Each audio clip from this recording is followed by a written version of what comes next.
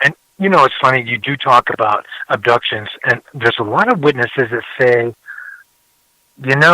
they did take these females who were having their eggs taken and then reimplanted, and then later on they're having their crossbreed alien human taken out from them. But they say that the aliens took them back in. They are very careful with them. Now, I'm looking right now on my laptop what Betty Hill said. The aliens said to her, and here are the aliens, and this is what they said. Oh, is his name Barney? Don't be afraid. You don't have any reason to be afraid. We're not going to harm you, but we just want to do some tests. When the tests are over with, we'll take you and Barney back and put you in your car. You'll be on your way back home in no time. Now, that's not something an unfriendly alien is going to do. Like I said, according to metaphysics, the top branch of aliens are literally emissaries from God who are doing his bidding in his name. And the evidence is all over my Facebook page and my PowerPoint presentation, which I gave at AlienCon a few months ago. So I'm thinking that the good aliens, they're the ones in charge, and they're the ones that are going to save our butts from this catastrophic event that needs to happen badly. And the only way out for humanity is up. So it's going to be up to every individual. You're not going to be able to count on your church deacon or your pastor. You're going to have to come to a conclusion yourself that you want to be part of this, and you're going to follow the 10 Commandments, which is the sure way to get started. And I have every intention of actually being part of that. But what happened to Barney Hill and his wife? Why don't you tell the listeners? They're no longer alive, and they took. They had to be regressed because they were having nightmares about this event. And when Betty was able to redraw that star map, which they think they may have found that star system, it included the bold lines and broken up lines. And the aliens told her that the dotted lines are expeditionary routes, like the ones to your planets, but these bold lines to different star systems are trading routes. And this actually confirms what was in the T. Lobsang Rampa stories about the Tibetan monk and one of his buddies who was taken aboard ship.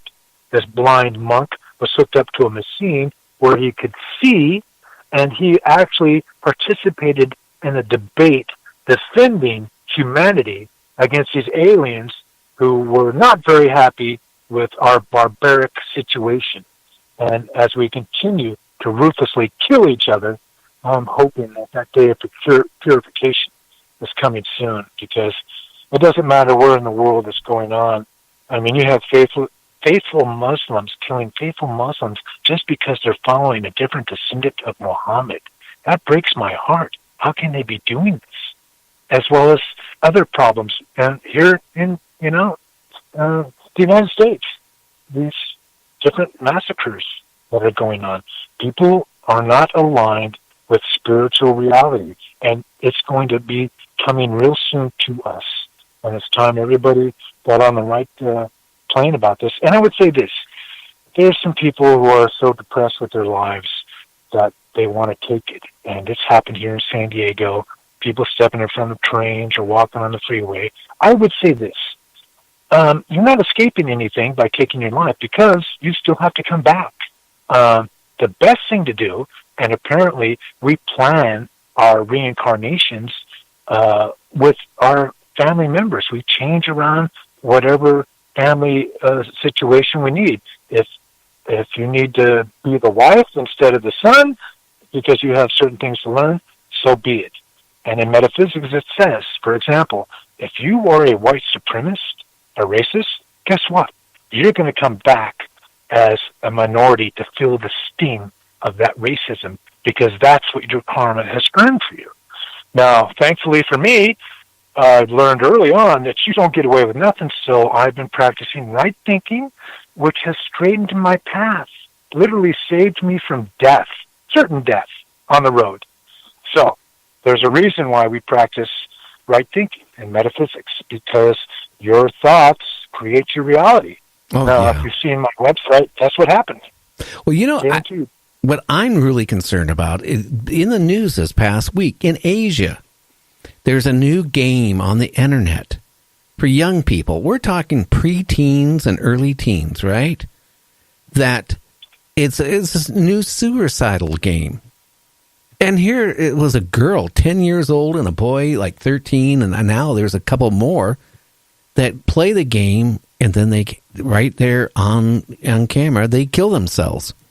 No. Oh, it's going on right now, and what would cause somebody 10 years old, a 13-year-old, and young people, preteens, to play a game and then off themselves? I am really scared. This happened years ago, and it's scary when now it's starting to surface now with even younger people. I mean, can younger people be so discontented with our future, our daily life, where they have to kill themselves? Well, it's funny you should bring that up, because it was a real tragic story about a young man, a very successful game player, who suddenly had all his money taken from him.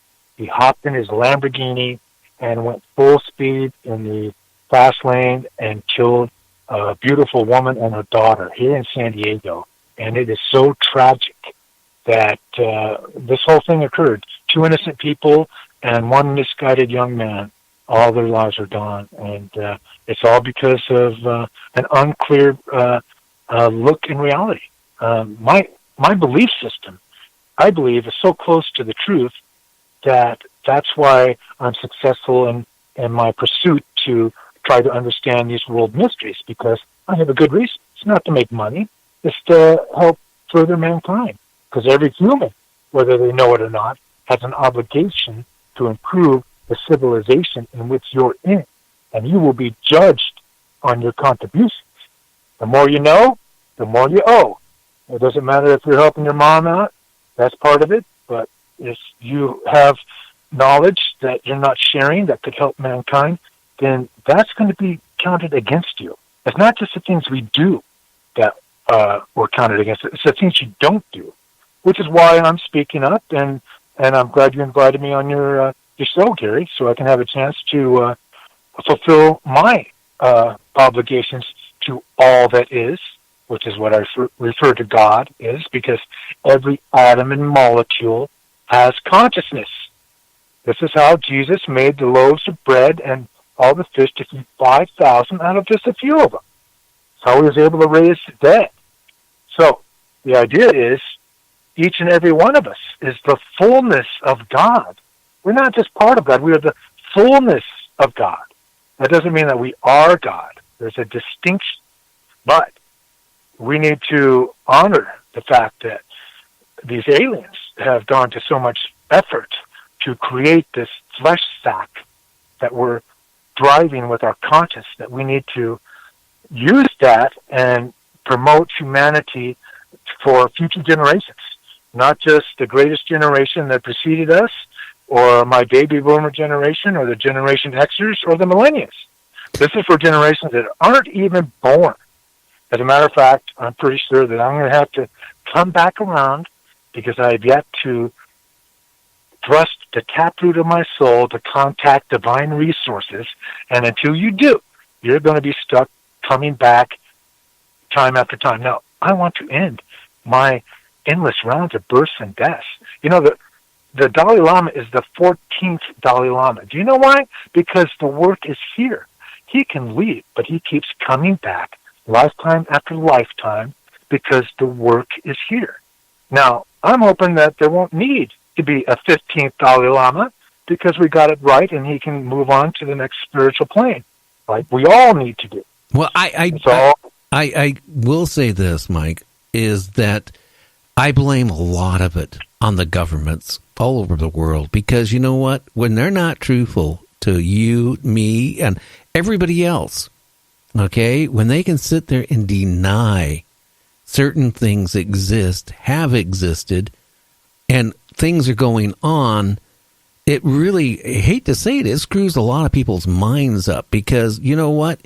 Maybe if they came out and they said, yes, there are aliens out there, there is ones that are helping us, there's ones that are not happy with us, and let the people know, then I think, after the shock, okay, which would last for a while, I think people could get their lives together and start realizing that, hey, we're not the only ones around. We're not the only ones that exist.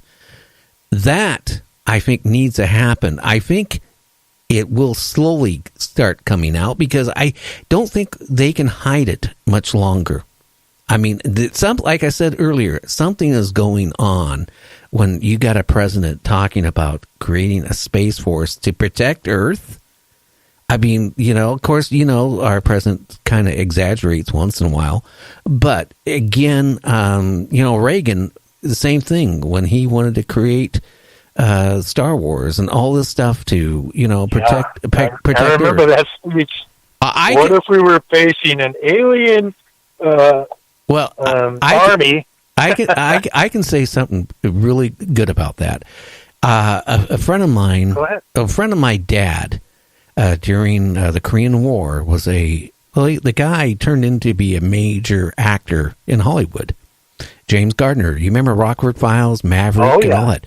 He was my dad's. I like James Gardner. Yeah, he was one of my dad's best friends. Every summer when I was a kid, I didn't know who he was when I was little. He would come up and spend a few days during the summer with my dad, and my dad and him would go out and do whatever. Wasn't he Maverick? Pardon me? Didn't he play Maverick? Western, the original. First started out. That was his first gig, and then and he was a major actor. Well, you know what? One of his close friends was Ronald Reagan, and I was a young kid, and I basically, I don't know how it came about, but I said, I really would like to talk to Ronald Reagan. Well, that time, Ronald Reagan would had a radio show. He would come on once a month and talk to young people in the United States. And you could ask the president a question or two. Well, instead of me calling Ronald Reagan, he called me because of my dad's friend. And, it was really funny. I got to ask my couple questions to Ronald Reagan. And then, I figured that was the end of it. Then I get a phone call later on, a couple days later, Ronald Reagan called me. And we had maybe about a 20 to 30, honest for God, we had a talk on the phone, and I actually talked to Ronald Reagan maybe 3 or 4 times after that. But he, I asked him some questions, That's pretty cool, brother. Pretty cool. Well, it was. I mean, but, when you're young like that, you don't think it's that big a deal. At least I didn't at that time. But, he did mention, like, all the things he wanted to put up on, around the Earth to protect the Earth. He said it was not so much protecting us, quote unquote, against the Russians. It was for them. And he said that several times in the conversation. Now, him and Nancy were into the occult. He was really into UFOs and all of this stuff. Gene Dixon predictions for him. That's right. Yeah. I remember that. Yeah. So, when you hear that from a president of the United States, when you're a young kid, and he's talking about them, and we're not talking about earthly people, it put a thing in my mind that if a president is saying this, he certainly knows it's something more than me and you know. So I came to the conclusion that, they has to be aliens. Yeah, that's why I was sort of hoping that Hillary Clinton, as she got elected president, was going to do some more revelations about UFOs, because she was talking about that, her and John Podesta, but that didn't quite work out. But I have a celebrity story like yours. Back in 2002, I was cast in a Russell Crowe movie, Master and Commander, Far Side of the World. So we shot it down there in Rosewood Beach, and I actually was able to play in a rugby game with Russell, who I might say was very generous and quite funny. And this was right after he had made The Gladiator. But anyway, after the barbecue, that was after the rugby game, I cornered Russell with me and my girlfriend, and I gave him one of my handouts from my website. I said, I don't know if you're into UFOs, basically, but I know in Australia they've had a lot of sightings, and when you get a chance, maybe you can check out my website. And he was mildly